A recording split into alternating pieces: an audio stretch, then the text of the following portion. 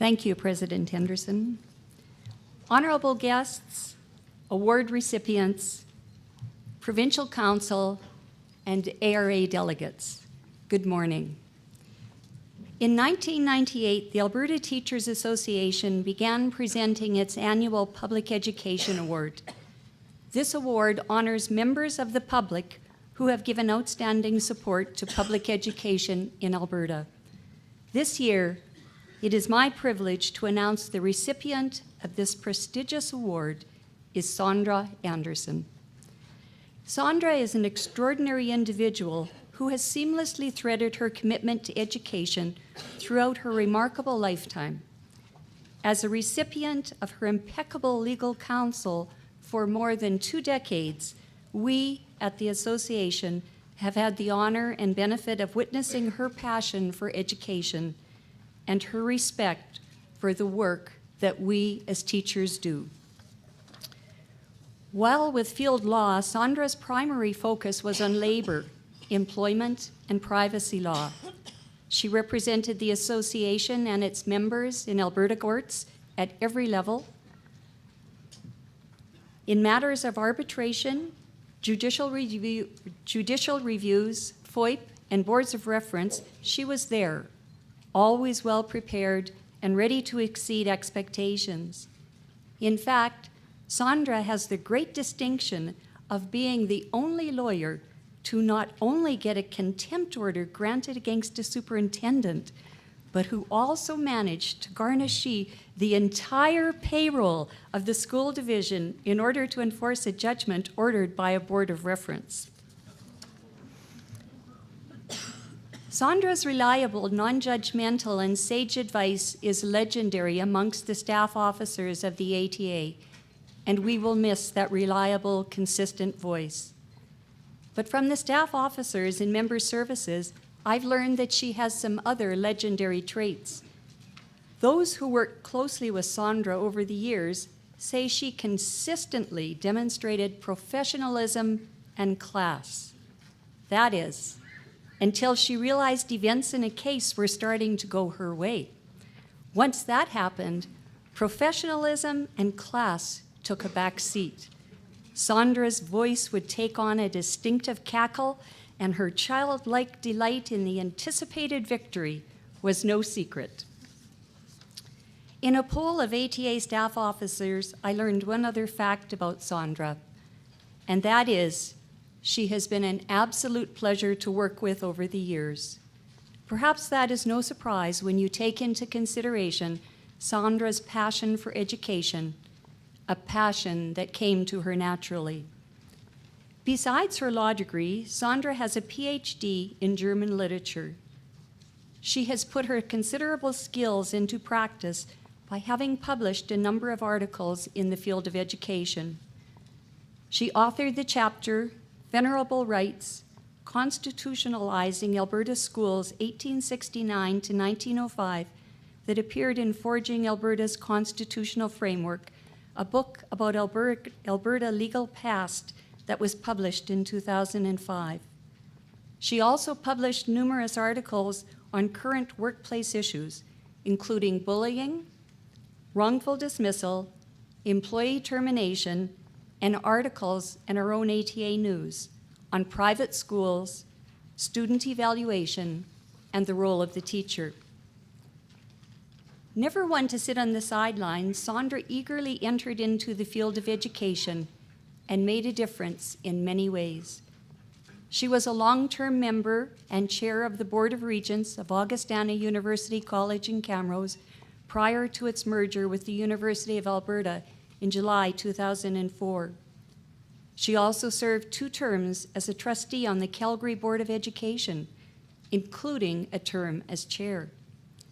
During her time on the CBE board, Sandra was instrumental in ensuring that the Logos program became a school under the direction of the CBE.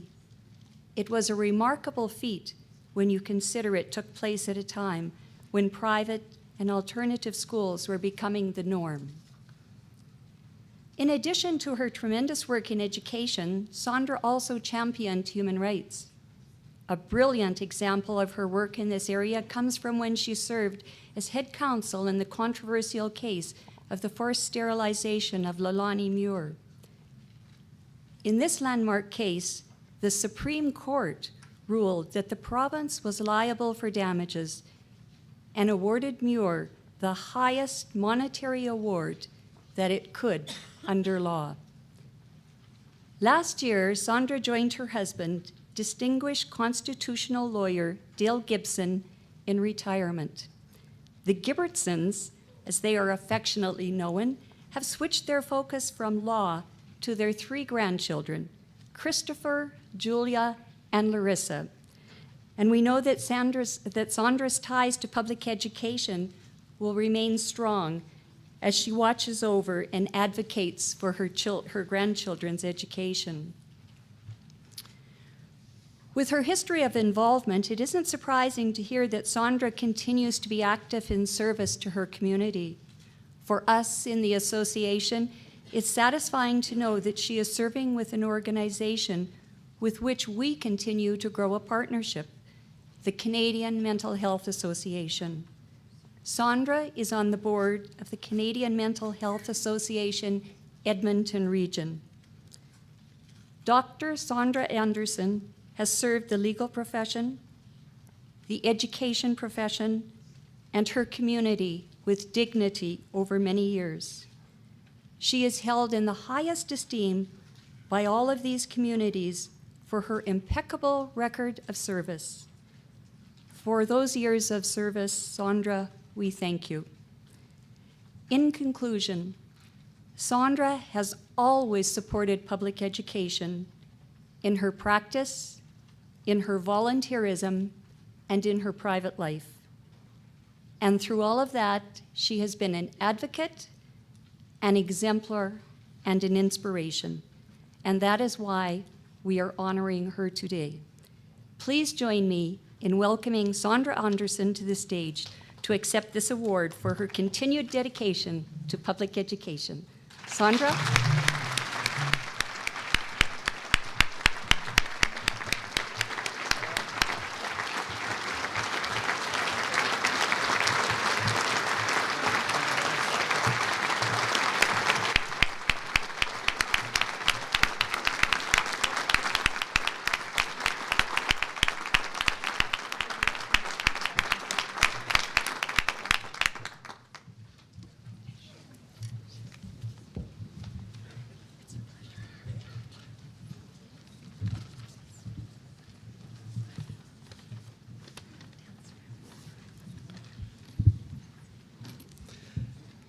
Thank you very much, Sharon, for those lovely words, some of which inflated some of my legal achievements a little beyond what they really were. But I do appreciate so much the support and the warmth and the friendship that comes through so much from this organization.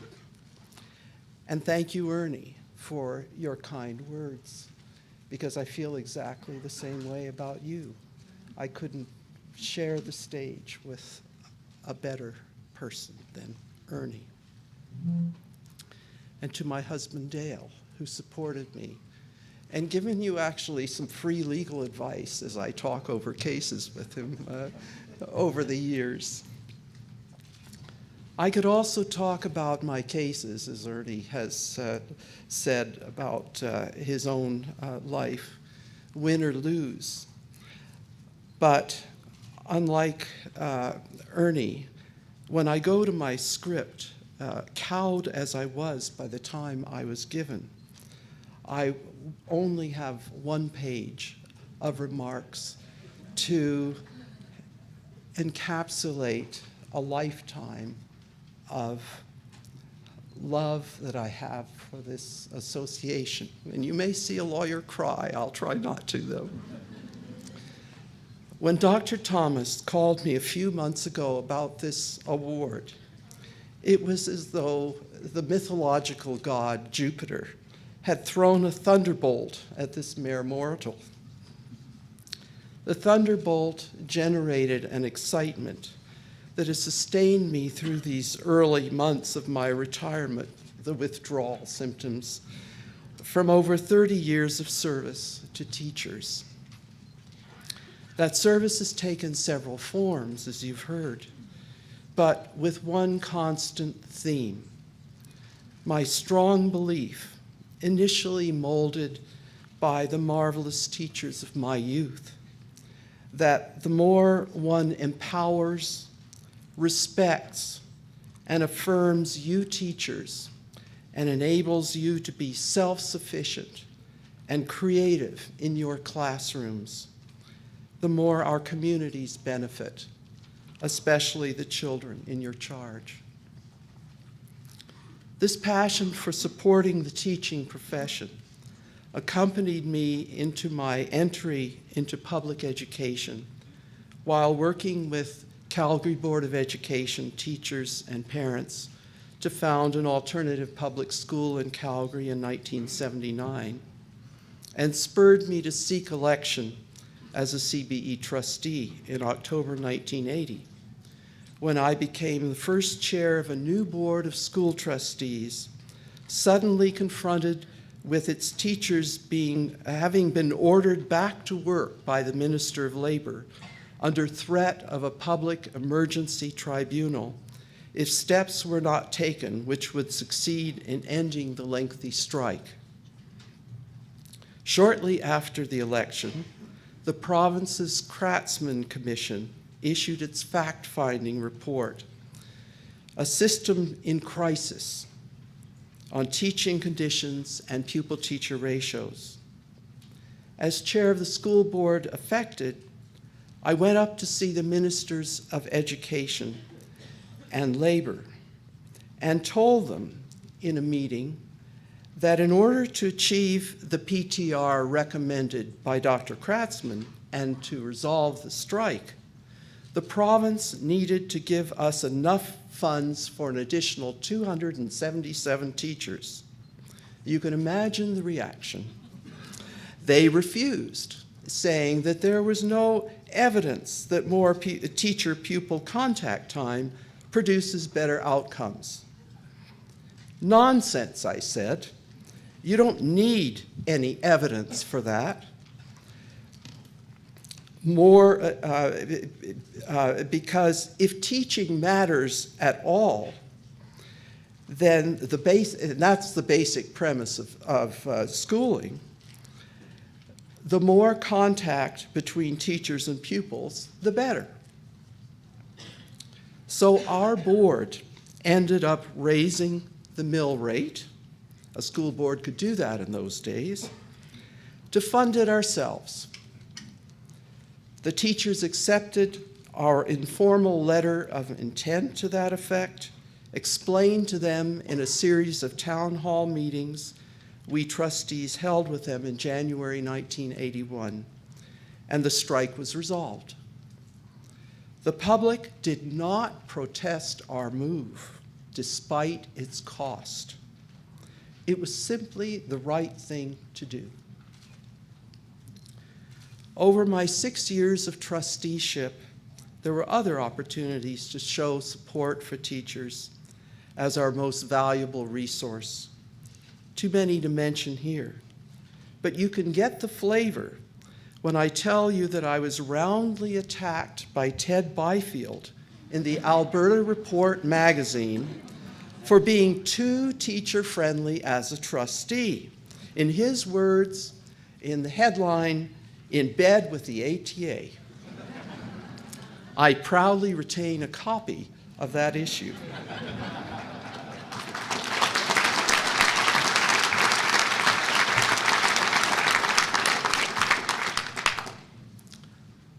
I had planned to be a teacher myself at the university level, but once again, the association pulled me in a different direction. I was inspired to go into law by bargaining as a trustee across the table from the likes of a young Earl Yelter, then a junior member of the NSC, and by negotiating with Dr. Charles Hyman, then the RBA for Local 38.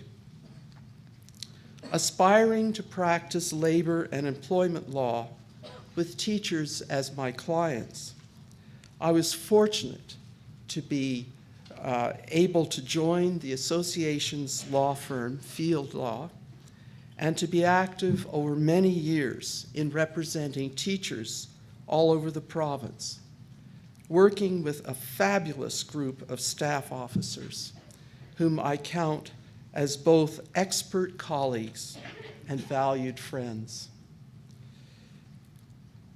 It is said among lawyers that we work for our clients, but I've had the good fortune of working with my clients, staff officers who are, in many cases, much cleverer than other lawyers. Don't tell lawyers about that, but that's true. Along the way, I have observed how this fine association incorporates and lives the values about teachers I began with long ago. You are a warm and generous community of giving, loving people. And you are the model for an ideal society, you in this room. My heartfelt thanks to Provincial Executive Council for extending this award to me, and to Gordon for his thunderbolt. It humbles me and makes me even more grateful to the Alberta Teachers Association for the opportunities and trust extended to me to do the work with teachers that have so deeply enriched my life. To be awarded for what one works for is a most singular privilege. This past Thursday, I accompanied my grandson to his first introduction to kindergarten and met at Mount Carmel School in Edmonton and met the most wonderful kindergarten teacher. She made every child feel so welcome, even the most shy child, not my grandson. And I thought, I'm looking forward to another way of being with teachers. And I look forward to that very much. And I thank you all for this marvelous award. Thank you.